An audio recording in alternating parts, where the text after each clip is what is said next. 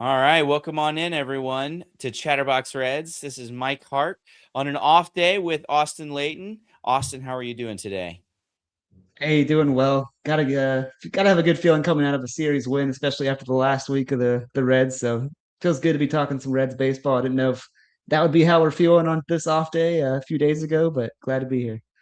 Right. I think we are all still kind of riding that wave of sadness that was that losing streak. Even though we took the series and won two in a row, it's still we're not quite ready to feel happy again yet. But yeah, it's I agree. I think it's good to be coming out of that Houston series with a win, a much needed off day. I mentioned it earlier. It's like I can't think of a team that has needed an off day more than the Reds have. So I'm glad. I hope they're enjoying that off day like we are today. If knee pain or shoulder pain is slowing you down or your performance on the golf course, the pickleball court, or even in the gym, talk to the care team at QC Kinetics Cincinnati about regenerative medicine options. You can learn more at qckinetics.com or call 513 655 3356. In this off, we have a couple things that we want to talk about, and an unfortunate injury to the pitching staff. Just some more thoughts on the lineup and where we expect to go, and then I think we'll finish out with previewing the Washington series and some of the pitchers and the hitters that the Reds are going to face and what they're going to need to do to hopefully win that series and get back to stacking series wins to get back in this race, this wild card race, this race for the division. So. To start out with, as you probably have heard, whether it's on Chatterbox socials or around the Red sphere, there was unfortunately another injury. So Chase Petty, after Rhett Lowder was put on the IL, I think the prevailing wisdom was that Chase Petty was going to come up and fill his spot on, I believe, Friday when he was going to be able to go or going to need to go against Cleveland. And unfortunately, in his start yesterday, he was removed after seeing a trainer, and they said they were looking at his finger. He had gone on the IL earlier for a fingernail and or a blister issue on his pitching hand. It was into the sixth inning, and he had about 80 pitches, and but I'll tell you what, Nick got a pretty good screenshot of Petty walking off the field, and he did not look happy about it. So maybe this is a small thing that still doesn't prevent him from pitching on Friday, but I don't know. It sure looks like maybe this isn't an issue, or this is going to be an issue. So just as a kind of a reminder of where the Reds sit off, or injury wise. So at the beginning of spring, Hunter Green was put on the IL after he had surgery on his elbow to remove loose bodies from there, and he is expected back around the All-Star break. Nick Lodolo developed another blister late in spring training, in which caused him to miss the beginning of the season. He even had a setback in one of his minor league rehab starts, but ultimately pitched for the first time this past Friday, and we're hoping all is well for him to continue in the rotation. Brandon Williamson, who started in the rotation, had been struggling, has been put on the 60-day IL for shoulder fatigue. So unfortunately, we're not going to be seeing him anytime soon. And now finally, Rhett Lowder has been placed on the IL with a shoulder issue, undisclosed shoulder issue. They talked about it as like clicking in his shoulder, which obviously doesn't sound good. There was no structural damage in the MRI. And then finally, Chase Petty now. So we've got a whole stack of pitchers that have been put to the IL. Austin, I guess, what are your thoughts on the state of Reds starting pitching as it stands right now? Yeah, it's getting a little dicey. I think most Reds fans probably came into the season thinking, hey, at least we got some good pitching depth. Obviously, you just laid out kind of the timeline of how, everybody probably got a little bit sadder and sadder as each one of those came across the news wire. And then yeah, this latest kind of the blow to Louder not only stunk, but you thought, all right, well, here's the spot for Chase Petty to maybe come back up. He had a decent start against the Cubs, kind of pitched through some adversity, but all in all, had to feel decent about it. But then even him, Reds fans are probably looking through, X or Twitter or whatever you want to call it, and saw the word blister and finger and thinking, oh no, Nick Lodolo, he's got it back. No, it's not him. It's Chase Petty. It's kind of crazy. I mean, I think the depth that we thought we had, it obviously isn't there right now. A lot of these guys, knock on wood, aren't super long term issues. Maybe Williamson, obviously, but I was reading too that I guess Petty had a similar situation with his finger blister, whatever you want to call it, back in April, and he went basically on the 7-day IL down in AAA for it, and then ended up coming back right after the 7 days and actually pitched, I want to say like 6 innings, maybe shutout baseball if I read that right. But he actually went deep in the game, I guess, which was a good sign. So to your point, maybe this is a similar kind of get out of the game, get rested, and maybe avoid a worse situation. But it's crazy. I never heard the word blister and fingers more so in the past like 3 years as a Reds fan than we have. It's between Lodolo and this now, but it's unfortunate because I think, and we'll get into it probably a little bit more, but the options after Petty, there's not a lot of great options to fill his spot. So we'll see where they go with it. Yeah, it's very interesting. I know that Charlie Goldsmith had mentioned that part of what they were trying to do is help um, Petty acclimate to the 5-man rotation rather than the 6-day rotation like they have in the minors. And so they were already planning on keeping his start short, right? Because they're trying to help him basically recover well enough to be able to then make the start when he needed to. So he was in the 6th inning. I think he was at 80 pitches. So I think he was already like pretty at the end of his rope, which if that's the solace that I take, that it's just like, maybe there's a chance that it wasn't that bad, but he was just like, hey, you're already at the end of the rope. You probably only had this better anyway. So we're going to send you down here and we're just going to pull you at this point. That's my best case scenario. But yeah, I don't know. It having something that has already cropped up in the past crop up again, that oftentimes leads people to take maybe additional time to get it better. So man,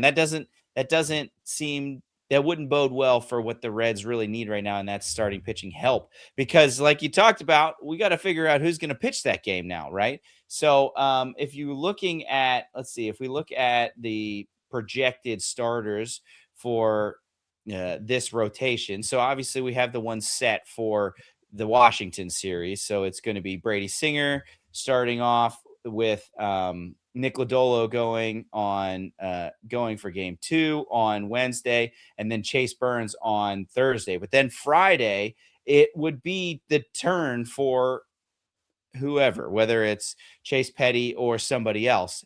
And we got to figure out who that somebody else is going to be. So I think there's a couple options of where the Reds could go, right? They could just go full bullpen day, right?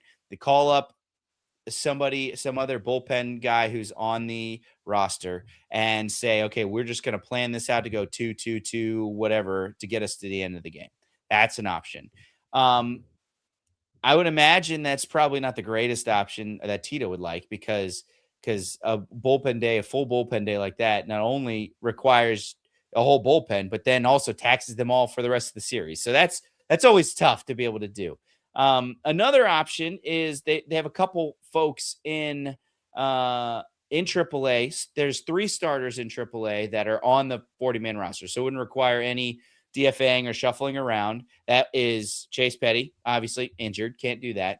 Jose Franco, who we sent down, who unfortunately is not really stretched out to be a starter. So if they did call him up, would probably get 3, maybe 4 if they're lucky innings, because he's been up and down with the Reds as a short inning relief guy. And then the last guy is Julian Aguilar, who is unfortunately also on the IL. He's on the 7-day IL for Louisville. So not many great options there. Austin, what are your thoughts on those guys right there, on that initial thought for who's going to cover Friday for us? Yeah, at this point, I'm leaning towards it'll probably be Franco. But yeah, to your point, I mean, I don't think he's had an outing this year for the Reds or even in the minors. I could look more, but where he's gone more than like 2 innings. So he's definitely not stretched out to the point where, you're going to get like a Chase Petty, 5 2/3 like we got last week from him coming up for the Reds. But I think just in terms of not having to DFA anybody, I think that makes a lot of sense. Or get guys off the 40-man and things like that. It would make a lot of sense. He actually pitched. Franco did yesterday in the same game that Petty did. He pitched. So Petty went 3 2/3 looks like, and then Franco ended up pitching 2 innings as well. So he's kind of on that same, at least like day cadence. But yeah, to your point, I mean, I don't know. I can't see him really giving more than like 2 or 3 innings for the Reds if they did that on Friday. And then unfortunately, you probably are going to have to make it somewhat of a bullpen day. But I guess it's better than, making it a bullpen day with, all the guys that are only in the bullpen right now. So I, I think that's the only one that I would really see as far as, the options they have internally in the organization, unless they, dig down to somebody in Double-A or something that's at least stretched out. But I don't know your thoughts, or if you got anybody else in Yeah. mind. I think it's going to be Yeah. So, Franco at this point.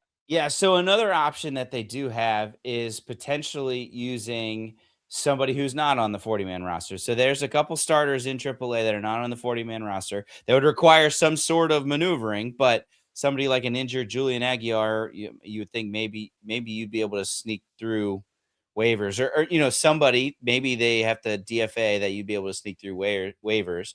But that's obviously a issue that you have. So they're down in AAA. There's a couple guys that have pitched over about 20 to 30 innings as starters, so stretched out. So there's Davis Daniel, Darren McCacken, Sam Ben Shooter, and Brandon Liebrandt. Looks like all these guys are kind of journeyman guys. I think that one thing that you wouldn't have to worry about is if they come up and make this spot start. I think they, unfortunately, this is the reality of how Major League Baseball works, but they would probably immediately get DFA'd after that. And I think that they could feel pretty confident that any of those 4 names that I just mentioned would probably clear waivers and they would be able to send them back to AAA. So I don't, unless one of them comes up and throws a no-hitter or something like that, and they've earned that spot somehow. But yeah, so that's an option. It's not a great option, but it's something that if, maybe Tito or Nick Kroll or whoever is like, no, maybe the Washington series doesn't go like they planned and the bullpen is just absolutely dead. And it's just like, hey, we're going to need to bring somebody up and we're going to need to let them go out there, hell or high water, and die on the vine for us. So that's an option. And your third option is actually, there's one more option that I was thinking about, and it's actually going and signing somebody from outside the organization. Now, obviously, you need somebody to start on Friday. You're not going to want a free agent that hasn't pitched yet this year, right? Who's going to need maybe a start or two in the minors to get them ready to go. So I was trolling around looking for recently released or DFA'd folks that have started and then could potentially come in and make a start on Friday. And I came up with two names.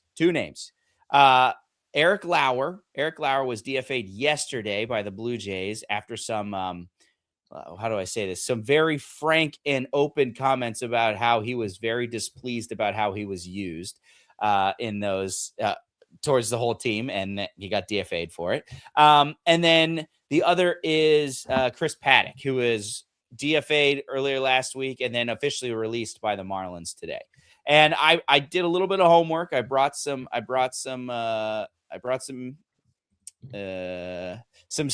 pictures, I guess, to take a look. And as you can imagine, these are the StatCast pages of Chris Paddock and Eric Lauer. If you get DFA'd in May, you probably don't have a good StatCast page.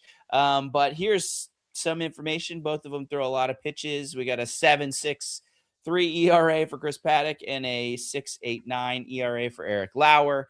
But so there's a potential here. If you wanted Eric Lauer, you'd probably need to either claim him through waivers or do one of those cash considerations type thing trades in order to get him, because he just was DFA'd today. Chris Paddock is just out there ready to be claimed. So either one is an option. Eric Lauer has expressed a lot of not being happy about being used as the bulk guy after an opener. And that was how the Blue Jays kept using him.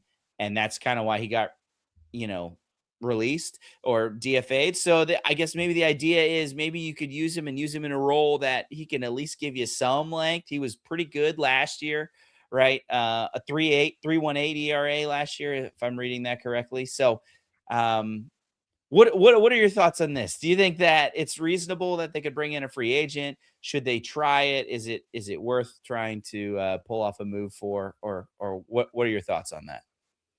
Yeah, I could really only see him going this route, to your point, if it's just like a disaster in these next couple games and like they don't have the bullpen to basically, put them all on the line again on Friday. if they're just basically looking for, a body or something at this point. And to your point, yeah, if Lowder doesn't like, coming in after an opener, maybe you let him start in that case. But I mean, both of these guys, ERAs above, 6, 7, I didn't mean to do a 6, 7 joke there, but that's exactly what, we're looking at as far as these guys. I mean, they're not great options, unfortunately. And, anytime you get, backed into kind of a corner by injury, it's probably not going to be a great option. But I don't know. I just don't know if I see them necessarily, adding more pitching unless it's a kind of a situation where like, hey, like we're probably going to only need you for this week, and then it's DFA time. But I don't know, Yeah. because I think the problem to me would be, you've got to make moves for these guys, and then essentially, I think at some point in the year, knock on wood, we are going to be back to having a decent amount of pitching depth, if everything goes well, which isn't a great strategy. But so I don't know. I think these guys would make sense just in terms of being able to probably eat some innings, but I just don't know if they'll go that route. Yeah, I think that the only way that this is something that they go do is if there's something that we don't know about the length of either Chase Petty or Rhett Lowder's injury. Because if it is what we think it is, I think maybe Chase Petty's able to rebound from whatever. If he's not able to do that by Friday, maybe by the next round of the rotation. I know there's another off day in there as well for the Reds. They might be able to, make things work, to get him at the next time through the rotation. So if that's the case, yeah, I don't see them going for somebody like this. Now, where I do is if they know something and they're like, this is actually going to be 3 or 4 starts that we're going to need somebody out here, and we feel like we trust in Eric Lauer over Sam Ben Scooter, or however you say his name. Then I could see them maybe trying to do something about that there, because it's like, hey, you're actually going to come in and you're going to try to fill spots for us for 3, 4, 5 starts, maybe. Then we go and get somebody like this. But otherwise, yeah, I don't see them continuing out and going and doing that. But I just wanted to point out, because I think it is an option. Not a great option. I mean, look at these pages. Like, this is like, you don't feel great with somebody like A that lot of coming out blue. pitching. But I guess they're facing the Guardians. And that's famous last words, right? But that's not a potent offense, like the Nationals that we're going to talk about a little bit later and how well they've hit. But so you never know. It's a really unfortunate spot that they find themselves in, and hopefully Chase Petty is actually just able to come back pretty soon, and they're only really have to scrap something together for maybe only 1 start, maybe less if we're everything works out okay. So just dire straits. We need people to get healthy. Hopefully the guys that we talked about are on the mend soon, but yeah, we're gonna have some serious issues. If anyone else gets hurt, then boy, we're in real big trouble. So let's hope that we can continue to get health and some good starting pitching from the folks that we have in the rotation now. But I guess one other thing that I wanted to chat about before we preview the next series is the lineup. So I know Trace and Nick spent a lot of time talking about this. I know Greg and Craig has mentioned stuff, but I figured we get our chance to sound off on the lineup. Obviously, Will Benson leading off yesterday. Didn't get any hits, but obviously saw a lot of pitches, got on base with a hit by pitch. And part of that is Will Benson has been playing better and seeing a lot of pitches with a pretty high on base percentage, which has been great. And TJ Friedl hasn't. He's been really struggling and hasn't shown much out of there. So what are your thoughts overall on that? And then maybe we can discuss also, what other aspects of the lineup that have kind of caught your eye. Chatterbox Reds is brought to you by Fairfax Credit Union. Fairfax is rooted in Cincinnati with 9 branches across the city. Fairfax is a non-for-profit financial institution owned by its members that returns earnings to them through lower fees and better rates in addition to traditional banking options. They have an auto program going on right now offering 1.5% off your qualified rate when you refinance your vehicle with them. Your first payment isn't due for 90 days. Loan subject to membership and credit approval. Restrictions apply. Visit our website for terms and conditions. Go to sharefax.org to apply online or call 513-753-2440. Yeah, I think, and it was kind of interesting to see that lineup on Sunday because what was it, Saturday? I think was when Francona kind of had the bingo quote of like, "Hey, like, I think Napoli and Freddie Benavidez basically submit lineups. We all kind of put our minds together, and I guess that was probably coming off of their 10-0 loss, so they're probably like, dude, we got to figure out something." And after the 8-game stretch as well, but. So I don't know. And he was basically making the point, I'll paraphrase that, he's not going to just play lineup bingo and move guys in and out, but I think like if you kind of look at the past week, basically, like he kind of has been moving guys around, whether it's Sal Stewart getting time at second, getting time at third. To your point, Benson leading off, playing right field. Blake Dunn was playing center, I believe, yesterday too. So like he's giving guys chances in places that really he hasn't up until this season or this point in the season, as terms of where they're playing. But I do kind of like it. I think especially like the Sal Stewart moves because when he's moving Sal around, it's basically to spell time for Matt McLain, who's struggled, obviously Brian Hayes, who's struggled as well. And I think he's basically trying to get offense any way he can at that point, which I definitely agree with. You got the Barry Larkin comments basically saying, how much longer can we run a guy like Hayes out there? So, I kind of agree with that. So I don't mind the creativity. I think it's maybe not a lot of great options for, Benson's been, better of late, but, I don't know if he's necessarily going to turn this team around type of deal. So I don't know. I at least like the creativity because I think if there's probably been a main complaint about Francona since he's been with the Reds, it's been, kind of questionable matchups in the lineups. And I guess that's probably going to be your main, argument against the manager, unless you like hate his post-game interviews or something. But um, so I don't know. I at least like the way that they're shuffling guys around. I think they do need to find a way, I think, at some point to probably answer some questions about Matt McLain long term and Brian Hayes, not necessarily starting as much as he does. And the crazy thing is, it's only going to get more complicated once Suarez comes back, and then if and when they call Marte back up and kind of fitting those guys in too. But I think I at least like the idea of like, hey, we don't have to have TJ Fried on the lineup every day. I like giving them the off day yesterday because it also gives them the off day today, a kind of an extended break to maybe just reset. But I don't know. That's kind of where I'm at on it. I at least like the shuffling around. Statistically, I don't know if it makes the most sense here and there. You probably know more about the splits and whatnot than I do, but at least I don't know. It's refreshing to see some kind of new stuff, especially after the last week that they had. But I don't know your thoughts. Yeah, I think Tito, when he talks about lineup bingo, I think it's less about like where they're playing. I think he's shown even back when he was at Cleveland, he's very willing to move people around position wise. I think he means more of like the lineup, like where they're batting in the order.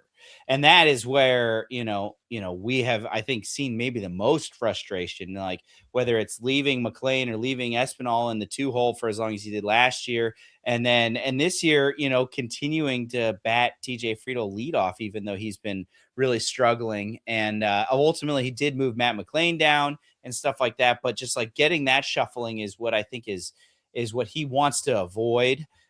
We've seen like Ellie bat third the whole time, Sal bat fourth the whole time. So I understand the idea of like, hey, we want to keep that consistent for these guys. There's definitely been people that have mentioned just like moving around, like whether you're batting third, whether you're batting fourth, whether you're batting sixth, whether you're batting first, whether you're batting eighth, that can really mess with some people. Now, I don't know. To me, that feels like that shouldn't have that big of a deal. But I'm not in a clubhouse. They would obviously know more than me on how much that actually affects it. Um, I wonder if I unfortunately I think that the lineup on Sunday was more of a we're giving TJ the day. I know Trace talked about, oh, it'd be great if he didn't. We saw maybe Benson in again and with no Friedel again with Miles Michaelis on the mound next or on Tuesday.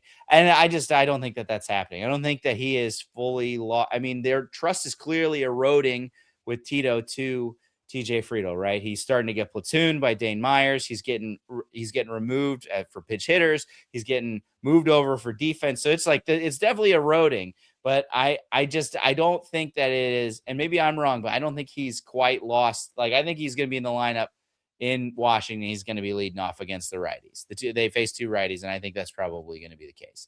Now Benson may still be in the lineup. One kind of under like not that discussed type thing that's been going on is Spencer Steer has actually just like really turned it on after a little bit of a slow start, not nearly as slow as last year, but has hit very well. I think he's up to 7 or 8 home runs. He had a 10-game hitting streak in there. He's somebody that I think along with JJ Bleday, you kind of feel okay with. Maybe that's a guy that you can put in the 2-hole, but also feel pretty good about him behind Ellie and Sal driving him in. So I think that we're starting to get a turnaround there. I'm still hoping for that turnaround from McLean, Stevenson, Brian Hayes, TJ Friedel, and so on and so on and so on. But I think that, with him there, that gives you a little bit more flexibility of somebody to bat between leadoff and Ellie. I think, we would all love to just see Ellie and Sal moved up to be able to just give them more at bats. But yeah, I don't know. I took that story that Charlie said as kind of like okay, we're at a breaking point. I can move some people around. Like we can move some things. Let's try testing some stuff out. So I don't know. Maybe I'm overly optimistic that things are going to get moved around a little bit more. But we'll see.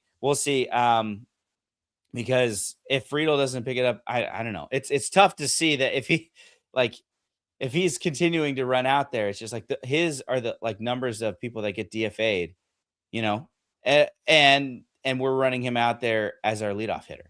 So we'll see. Hopefully there's some change. What we really just need is I want a few of those guys to just get real hot, like Matt McLean, Tyler Stevenson, just get hot, please, for a month. Like that would just like. Please. Less people are going to be complaining about Brian Hayes. Less people are going to be complaining about, I guess maybe not with TJ Friedel, but like Sal's slump. If we can just have a few other guys pick up the pace, you know what I mean? It's just like, and start carrying the offense. So we're not having to worry about all of that aspect. So I hope that happens. We'll see. I'm not too optimistic that things are going to quite change yet, but hopefully in the future we'll be able to get something, and maybe this was a breaking point where he realizes like, hey, we can move things around and it's not going to be the end of the world. So any last thoughts on the lineup on what you'd like to see going forward? No, I mean, I think we covered it pretty well, but yeah, to your point, I mean, you kind of look for these almost like secondary guys outside of like Ellie and Sal and, Blade. I almost consider one of their kind of staples to, those next tier of guys to pick it up. When Nate Lowe did that, for a while, but he's actually he's been struggling the past, week or so. I think he's hitting under like 200 in the past 7 games I saw or something like that. So it's like, you almost got to play like the hot hand of some of these guys that can pick up the slack. And, if Ellie's not, going 3 for 4 or something, and some night, you don't want that to be your whole offense. We got nothing else. So yeah, it'll be crazy to see next, couple weeks how they play it out. And the problem is a lot of these guys don't have a lot of like super solidified options like Steer that can play, left field, first base. So like it kind of messes things up of availability. But yeah, a lot of moving parts for sure. And it won't get any easier once guys start coming back too.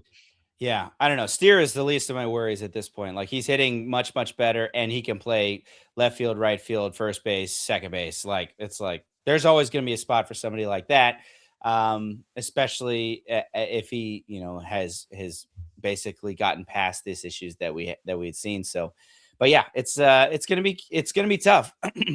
It's almost easier if maybe one of them just like got hurt. Like the fact that it's not that they're hurt, it's that they're just like underperforming. It's just like, what do you do when they just like, they just actually stink right now, So is there equivalent like to pitchers when we put them on the IL for like general shoulder soreness? Yeah.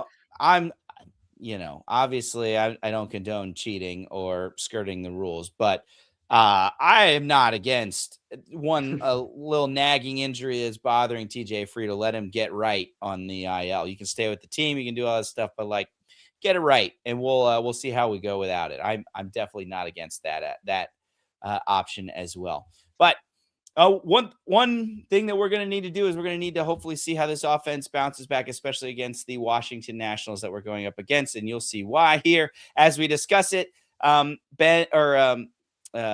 Nick already kind of gave an overview of tomorrow's game, or I guess today's game if you're listening to this on Tuesday morning, but with Miles Michaelis. So I won't dive too deep into the numbers. You kind of already talked about it, but I figured I'd bring up the whole matchup throughout the for the entire series. Let's see if I can get this here. I've got some visual aids here to help us out. Okay, so like I said, Miles Michaelis with his 7.44 ERA, 1-3, going against Brady Singer.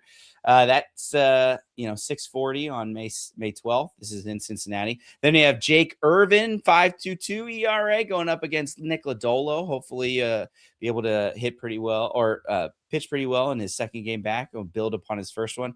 And then in the Sunday, the end cap of the series, we got Foster Griffin, the surprise arm for the Nationals, is with his 2.12 ERA, with the Reds ace. The Reds now ace Chase Burns in the lineup with his 2.11 ERA, coming off of a great start against Houston as well. So, was there anything that sticks out for you? I've got a little bit of notes on the Nationals and kind of where they stand coming in here. But is there anything else that sticks out to you about these pitching matchups to start out with? We also want to remind you that you can call or text 988 anytime, day or night. The 988 Suicide and Crisis Lifeline is a place to get support for anything related to mental health. Whether it's an immediate crisis, simply wanting to find out how to connect with care, or anything in between, it's a 100% confidential, secured, anonymous way to reach out for help when you don't know where else to turn. To connect, call or text 988 or visit mantherapy.org to get help. It's okay not to be okay. Yeah, I mean, I think it's kind of an interesting story from the Red side for each of these guys. Like Singer, you're kind of looking for the bounce back performance. He's kind of struggled this year. He's fortunately been the guy that's been the healthiest and even pitching through the word of the day, a blister early in the season. But just the ERA is obviously higher than where you want it to be, and you kind of look for him to keep you in ball games a little bit better. Lodolo at this point, it's kind of crazy, but I'm just kind of hoping he remains healthy. I hope he obviously pitches well too, but it's just like, I feel like it's almost a win if he just gets through the start and like he's not looking at his finger at any point on the mound or something. But we know what he can do when he's at his full potential, and that would be a huge boost for this club. But then that Thursday game, Burns and Griffin, I think, is actually a pretty good like sleeper pitching matchup. Like, it stinks that game's in the afternoon to like try to watch it, but I mean, both of those guys, as much as like Reds fans have probably sung the praises of Chase Burns all year, and rightfully so, like Foster Griffin's numbers are pretty similar. 2.12 ERA versus 2.11 for Burns, 42 strikeouts versus 48 for Burns. So like that could be a matchup of two guys that are having pretty good seasons, and I think that'll be a cool one to watch. But that's at a high level. But yeah, go through the numbers if you got them. I'm ready for some stats. Yeah, I feel pretty good about our best pitcher going up against their best pitcher. It's just like let's go best on best and see who wins. Well, the Nationals are 19-22 coming into today's game, at least coming into Monday. Things might have changed with some games I don't think they're playing, but as of when I checked last before the games that happened on Monday, they were tied for second, a 4-way tie, I think, with of the NL East at 19-22.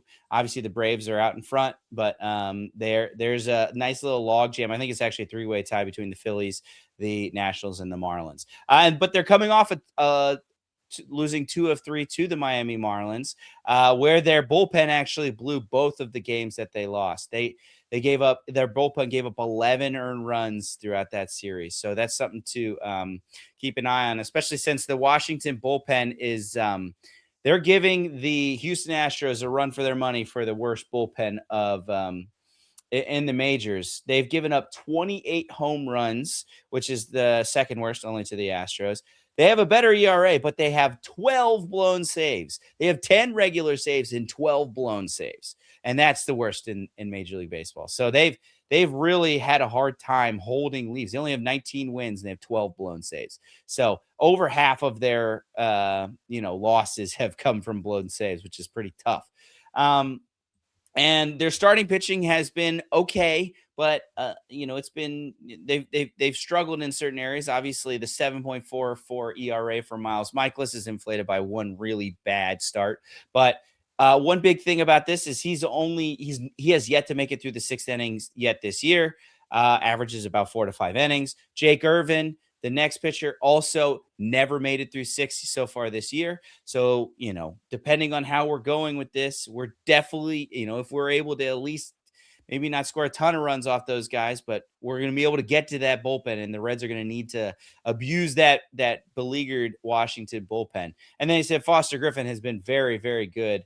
But the Reds actually have a lot of success off from Miles Michaelis, and Jake Irvin. So Miles Michaelis, I think, has a 5.45 ERA against the Reds. He's faced him, I think he's got 117 innings against the Reds. So he's faced him a ton from his time in St. Louis.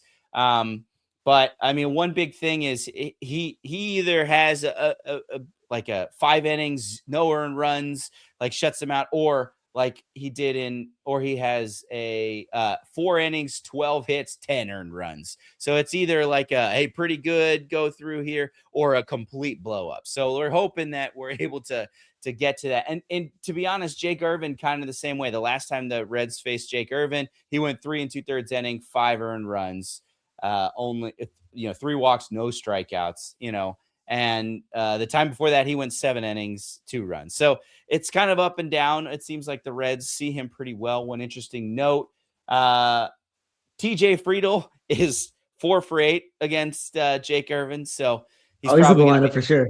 Yeah, so he's probably going to be in that lineup at least for Saturday. But we'll see against Miles Michaelis. He is 6 for 19, batting .316. So sorry, Trace. I think Friedel's probably going to be in the lineup. I hope it's maybe lower in the lineup, but he's probably going to be there. So those are kind of how the Reds stack up hitting wise against the Nationals, and they're going to need to take advantage of these pitchers, because the Nationals offense is actually quite good. They are, I believe, 7th in baseball in WRC plus, led by 2 guys that are absolutely crushing it this season. Let's see if I can pull this one up here. There you go. Oh, let's get our faces on here. There you go. Okay, so James Wood and CJ Abrams are absolutely crushing the ball this year. Look at these Savant pages. Like, they are absolutely destroying the ball. I think they both have WRC pluses over 150, have been very good. CJ Abrams has 9 home runs. James Wood has 11 home runs. They each have 7 stolen bases. They're hitting the ball hard. They're driving in runs. They're getting on base. So this is an offense that's hitting pretty well. And also, to be honest, you would think that, okay, well, these are both left-handed batters. Maybe Lodolo's got a better matchup when it comes to pitching a lefty. They actually hit lefties pretty well as well. In fact, their WRC plus, the Nationals as a whole, WRC plus is greater. It's more during against lefties than it is righties, and part of that is old obscure former Red Joey Weimer. Remember that guy? I believe he was in the Brady Singer trade, right? He was in the Brady Singer trade coming over from Kansas City with Jonathan India, if I remember correctly. But he started the year super, super hot, has cooled off, come back to earth, but he still hits left-handed pitching very well. So he's somebody that we're going to see at least with probably in the Nick Lodolo's spot. Another thing, Brady Singer had his worst start of the year last year against the Nationals, 2.17 earned runs in that game against the Nationals. James Wood hits him extremely well. James Wood, lefty on lefty, is, let's see, against, I guess James Wood is 1 for 2. So, but Dalen Lyle has a 3 RBI triple. So these guys seem to see the Reds pretty well. And you just gotta, I think we're going to have to outscore them this week. We don't have Abbott going. We do have Burns going, but Brady Singer, Nick Lodolo against this lineup is going to be tough.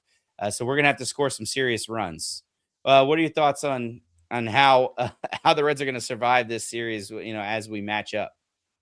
Yeah, I think not only are we going to need good starts out of the guys that we mentioned, but the bullpen too, because the bullpen was really good for the first, couple months of the year, and then throughout April. But it seems like once May kind of turned around, I think I saw an article on MLB of like things every team needs to improve on. and like they called out the Reds bullpen, and I guess like their bullpen was awesome, and then like May came and it's like a 9 ERA. So like you need not only good starting pitching but good bullpen pitching, and like really the Reds haven't had both of those clicking recently. So hopefully it's a good time to get right against a Nationals team that's sub 500.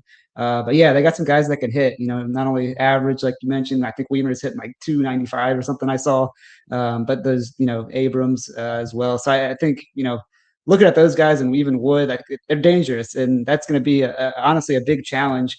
I guess the good thing for the Reds is, while their offense is good, their pitching is like just pretty god awful, just for all the reasons you mentioned. And I was looking it up. I think like they're like 28th in team ERA or something like that. And the Reds aren't super like close behind, or I guess they're ahead, depending on how you look at the rankings. Like the Reds are like 22nd, I think, in team ERA. So it might be some shootout games if the Reds pitching can't, hold up their end of the bargain, but it'll be interesting to see for sure.